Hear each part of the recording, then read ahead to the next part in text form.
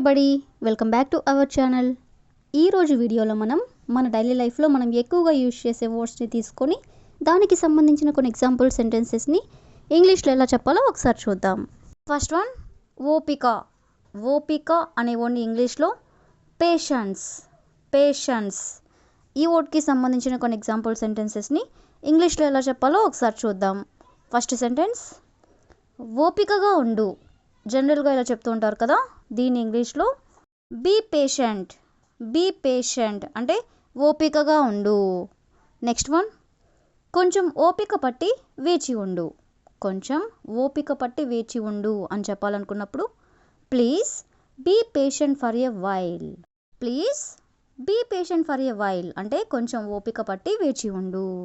Next one, నాకు ఇక ఓపిక లేదు అని చెప్పాలనుకున్నప్పుడు I don't have any patience left అంటే నాకు ఇక ఓపిక లేదు. నెక్స్ట్ వన్, నీకు చాలా ఓపిక ఉంది అని చెప్పాలనుకున్నప్పుడు యు ఆర్ వెరీ పేషెంట్ అంటే నీకు చాలా ఓపిక ఉంది. నెక్స్ట్ వన్, పిల్లలతో వ్యవహరించాలంటే ఓపిక కావాలి అని చెప్పాలనుకున్నప్పుడు you need patience to deal with children. అంటే నీకు ఓపిక కావాలి.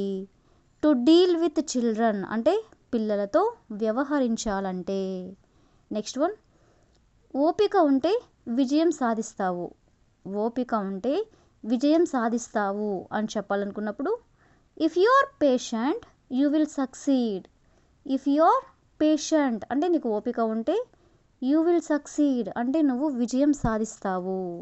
నెక్స్ట్ వన్, అతను చాలా ఓపికగా వివరించాడు అంటే చాలా ఓపికగా ఎక్స్ప్లెయిన్ చేశాడు అని చెప్పాలనుకున్నప్పుడు he explained it very patiently అంటే అతను చాలా ఓపికగా వివరించాడు. నెక్స్ట్ వన్, ఓపిక కోల్పోవద్దు అని చెప్పాలనుకున్నప్పుడు డోంట్ లూజ్ యువర్ పేషెన్స్ అంటే ఓపిక కోల్పోవద్దు. నెక్స్ట్ వన్, నాకు నీ కోసం ఎదురు చూడటానికి ఓపిక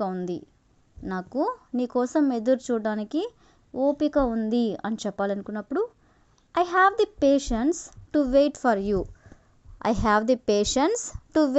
యూ అంటే నాకు నీ కోసం ఎదురు చూడడానికి ఓపిక ఉంది అని. నెక్స్ట్ వన్, ఆమె ఓపికతో అన్నీ భరించింది అని చెప్పాలనుకున్నప్పుడు she endured everything with patience అంటే ఆమె ఓపికతో అన్నీ భరించింది. నెక్స్ట్ వన్, నాకు ఇలాంటి పనులకు ఓపిక లేదు అని చెప్పాలనుకున్నప్పుడు I don't have the patience for this kind of work. అంటే నాకు పేషెన్స్ లేదు అంటే ఓపిక లేదు. For this kind of work అంటే ఇలాంటి పనులకు. నెక్స్ట్ వన్, అతను ఓపిక కోల్పోయాడు అని చెప్పాలనుకున్నప్పుడు హీ లాస్ట్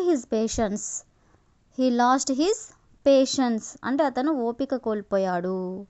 నెక్స్ట్ వన్, ఓపికగా విను అని చెప్పాలనుకున్నప్పుడు లిజన్ అంటే విను, పేషెంట్లీ అంటే ఓపికగా. నెక్స్ట్ వన్, విజయానికి ఓపిక చాలా ముఖ్యం అని చెప్పాలనుకున్నప్పుడు patience is very important for success.